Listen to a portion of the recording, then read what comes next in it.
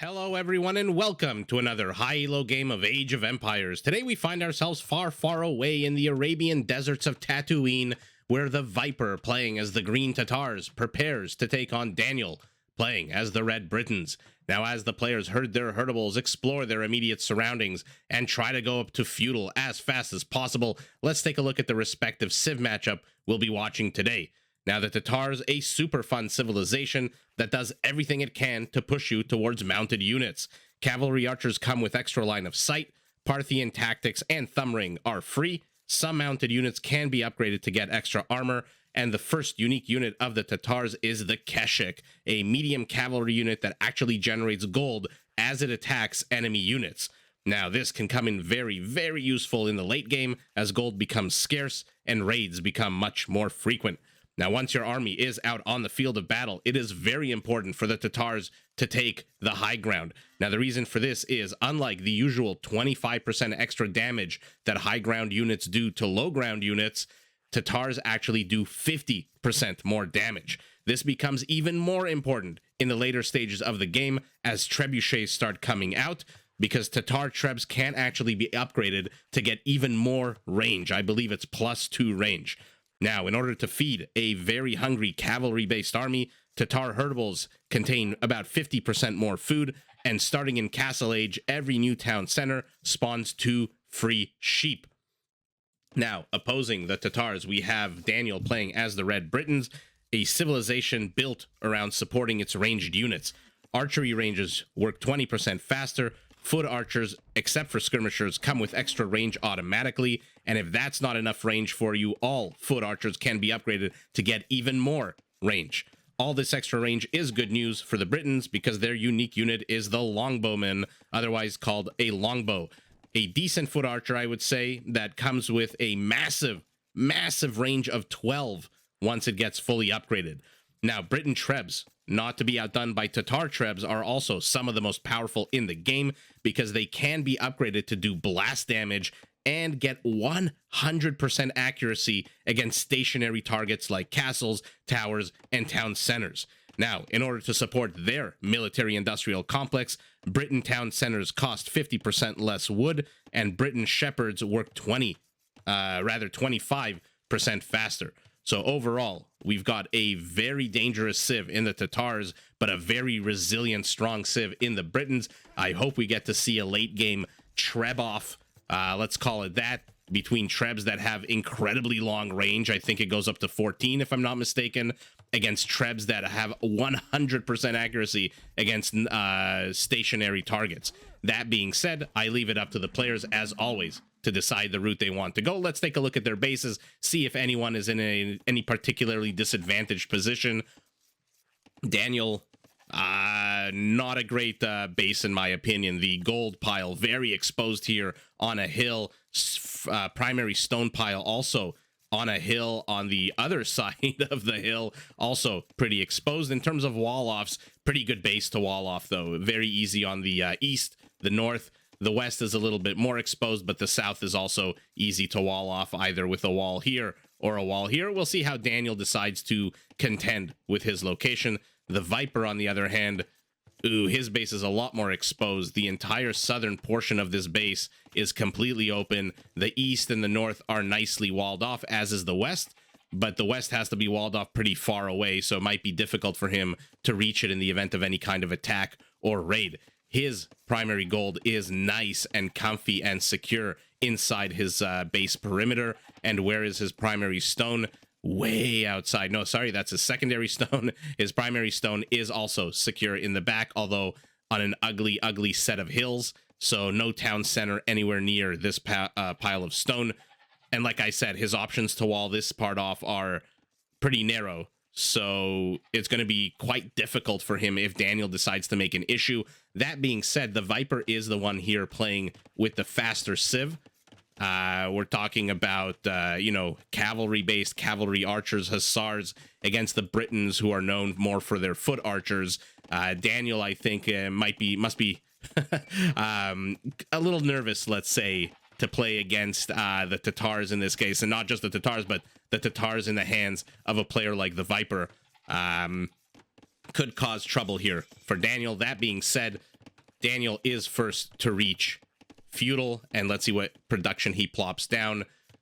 Both players starting to accumulate their food. Unclear at the moment whether they want to put on any kind of feudal aggression or whether or not both players just want to rush to the castle age.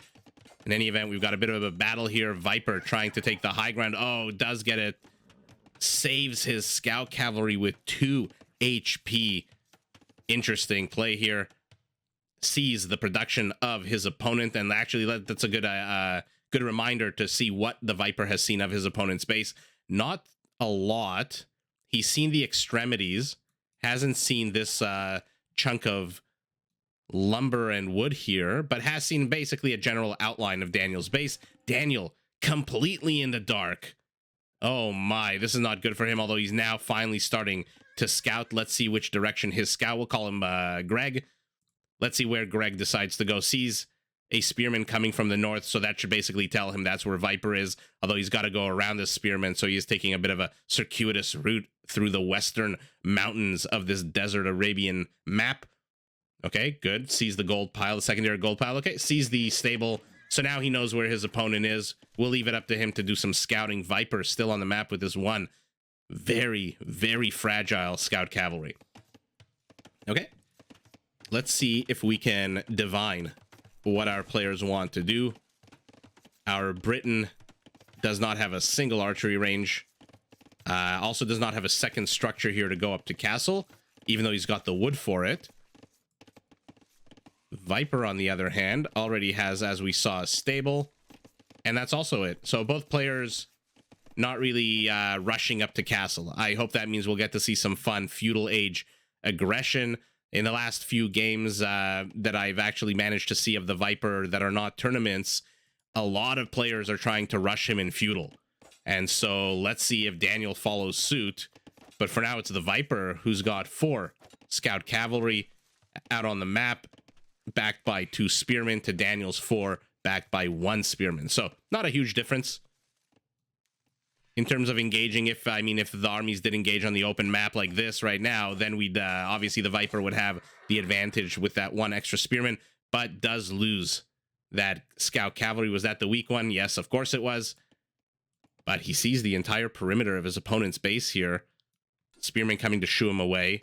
Brilliant wall off here by Daniel. Unfortunately, Viper has enough experience, enough game sense to know that this must this can't possibly be walled off at this stage of the game. It's just too much of an investment for anyone, and so sneaks in while his spearman is distracting the spearman of his opponent. He rushes in with 4 scout cav. Oh no, never mind. This one with the 2 HP is still alive. I guess the one he lost was no, never mind. Sorry, I completely complete brain fart. Apologies. It's actually Daniel who lost the scout cavalry here. I see the red tunic melting into the desert sands. Viper still has all 4 of his original scout cavalry, plus he added 3 more. Now he's sitting at 7, so a good amount of feudal aggression going to be coming out of him, although he's got to be careful. A few pokes and prods from these spearmen and these scout cavalry will melt like ice cream left on the counter. Another mini battle here. Viper would do well to take the high ground here, as Daniel just tried to do, but not good enough, and Viper kills another one of Red's scout cavalry. Kill count now firmly in favor of the Viper, 5-1. No player having any economic upgrades whatsoever. Another merry chase here. Oh no, Daniel paths his units right into these. And now he's going to have to run away. We'll see if the Viper decides to chase, to engage, or break off a chunk of his army, go home, whatever he decides to do. Let's take a look. He's still trying to poke and prod his way into the south of Daniel's base is the Viper, who's now getting more economic upgrades, going up to 10 army supply to the 9 of his opponent. Although in terms of actual army quality, got to give this one to Daniel at this point. 6 spearmen against 8 scout cavalry. The spearmen are going to take that fight any day of the week. And for now, the Viper just chasing these units back to their base. Daniel desperately trying to wall off the eastern portion of his base. Probably better served, doing that let's call it the minimal effort, where you just click enough on each one of these structures so that it builds just a tiny percentage, and then the Viper can't get in. That being said, he didn't even have to do that because the Viper didn't even try to get in. He saw this clump of red spearmen and thought better of it because, of course, your units are sitting at half their HP right now. This one scout cavalry, where is he going? Probably on the hunt for relics, if I had to guess, or any other resources out on the map. For now, though, now Daniel is the one pushing out. And where is Viper? Still trying to circle around the base here. 18 minutes into the game. Army supplies are basically identical. Villager population. Daniel with a 10% lead. Viper clicking up to castle at the 18-minute, 18-second, 18-18 mark of the game for anyone who believes in numerology. And here it comes. Daniel, is he going to go back home? No.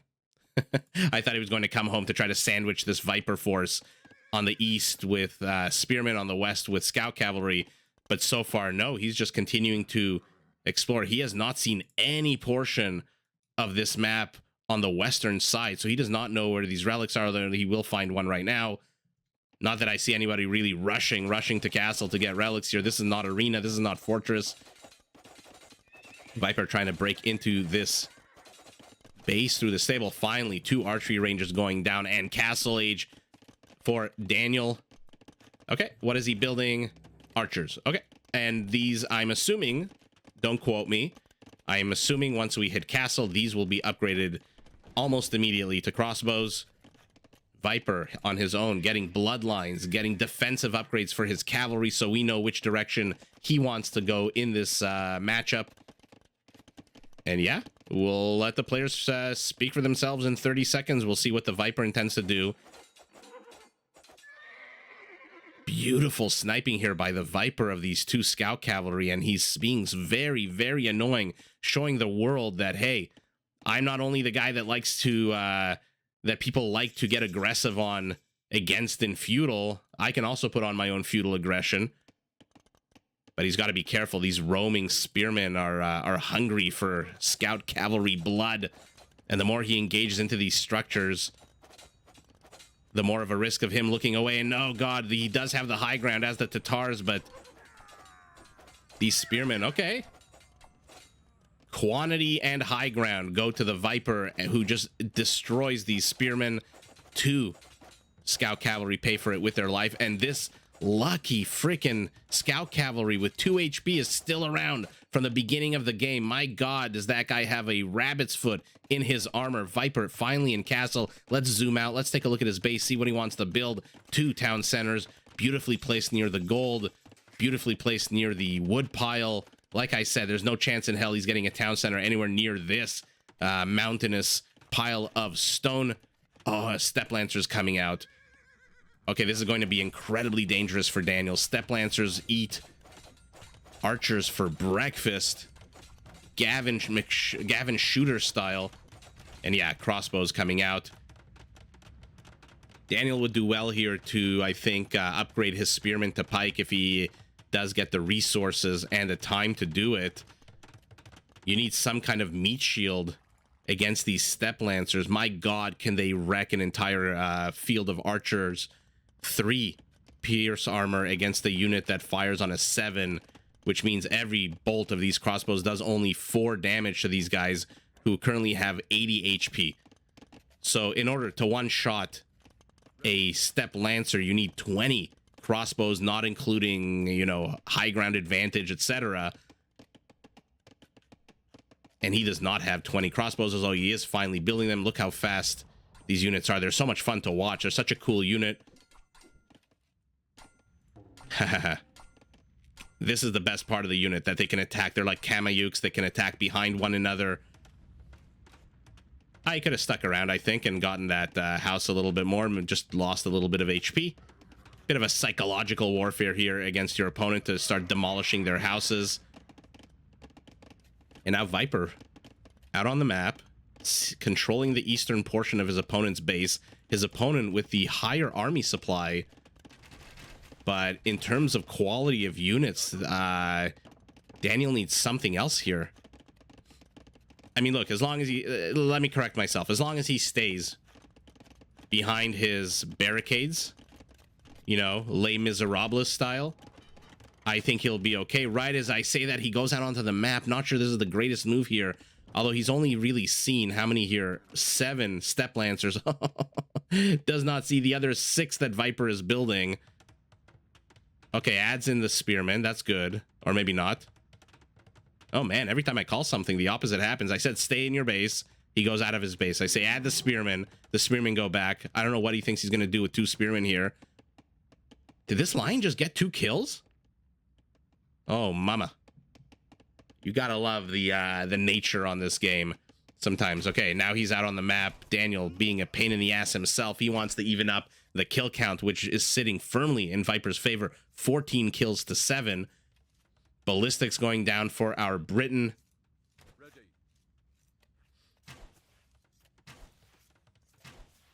Okay. He wants to get into Viper's base. I'm not sure that's the best play here with this number of crossbows. Oh god, not that he has anything to worry about. Look at this just body of cavalry. But disengages immediately, sees not only a secondary wall off, but sees a tertiary wall off. Knows that by the time his step lancers crack that house down, there's going to be some kind of counter unit or ranged unit firing arrows on him. But there's nothing here to contest these crossbows with the exception of a few. 7, 8. Okay, 8 step lancers. I mean, they're not going to kill this force, but they'll damage it enough until these guys get home, if that's where they're going. Oh, the spearmen. Oh, these spearmen with their 0 kills. 4th town center going down for Viper. He wants to boom. He is supply blocked, though. He's sitting at 99 supply, 100 supply. He cannot build a single unit more.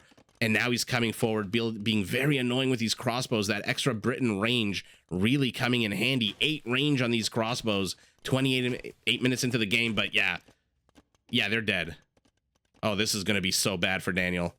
This is going to be a slaughter for Daniel. I mean, gets the high ground. Gets 1 kill. 2, 3 kills before the green step lancers engage. But look at this. You cannot clump up your archers against step lancers like this.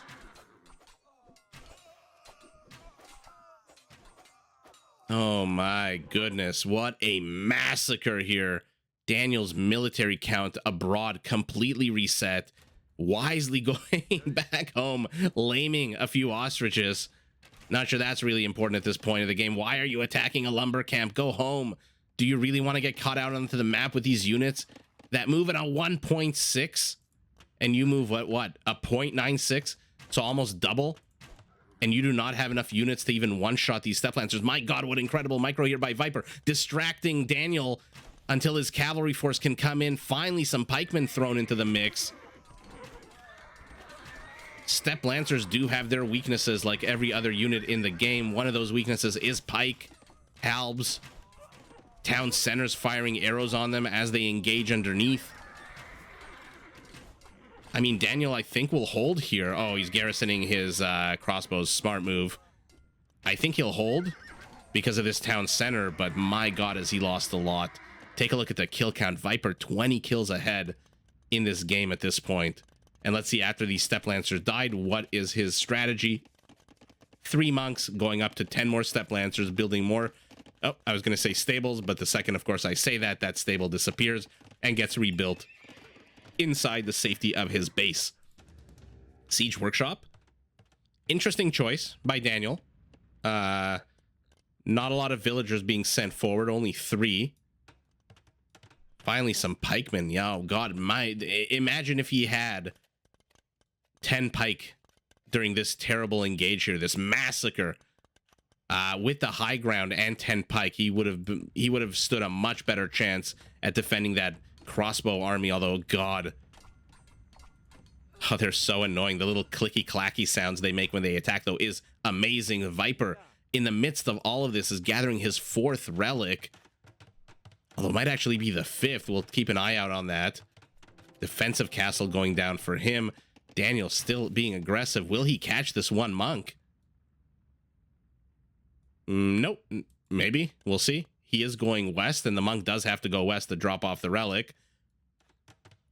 Outpost. He wants to keep an eye on his opponent. Not a bad thing to do when you're playing somebody as incredibly powerful as the Viper. Not that Daniel is a slouch himself. Take a look at the Elos at the top of your screen, but only take a look after this battle. Finally, some pike engage into these step lancers, but too little, too late. And now this body of crossbows is donezo. They're managing to pick off some of the stragglers of this green army, but oh, once they close the ranks, is there even a single green body here? No. The ranged units doing what ranged units do, which is picking off melee units before the melee units can engage. But the second the melee units engage, oh lordy, especially step lancers, wow.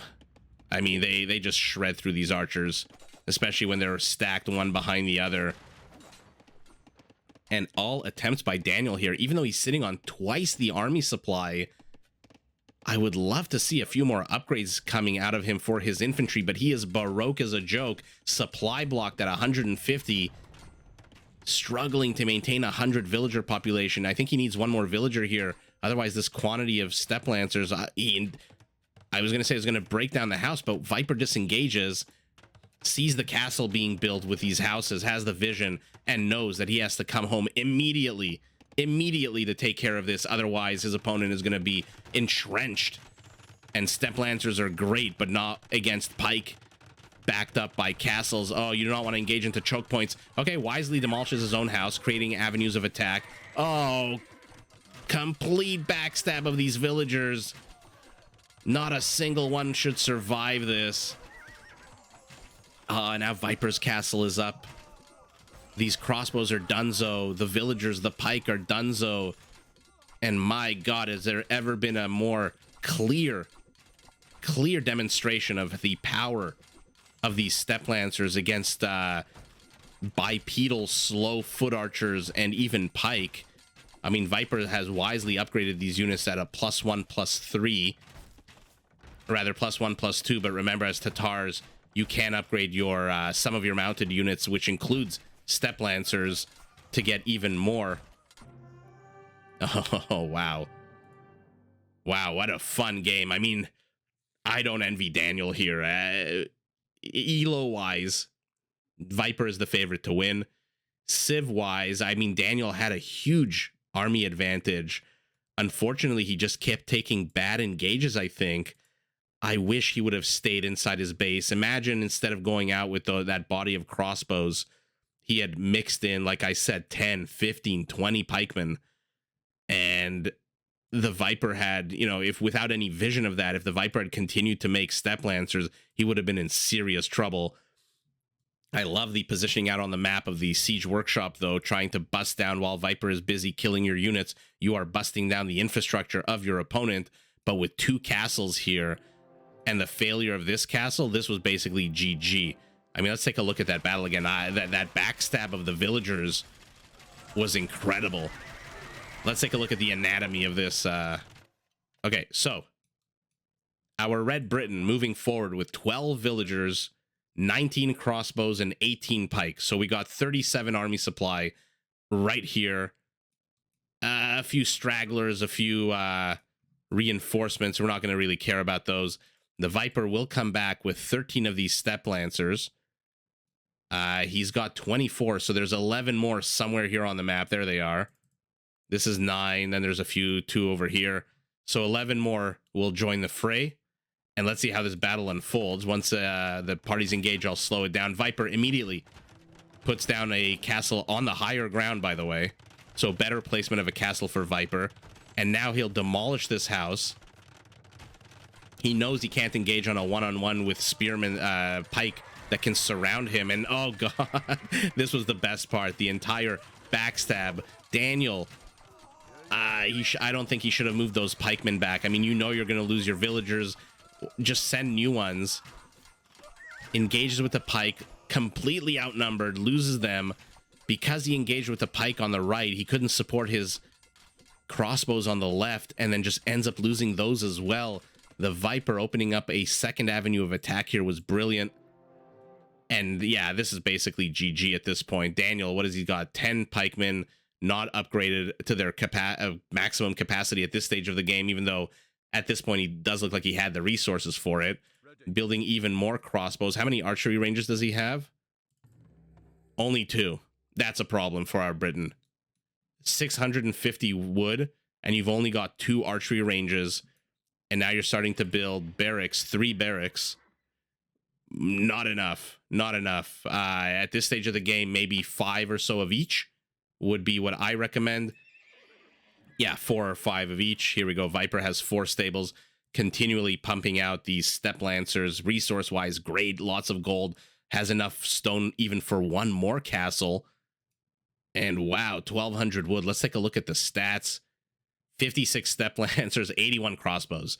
These crossbows should have done a better job, but on their own one-on-one clump the way they were, that's basically a step lancer's wet dreamed on the field of battle.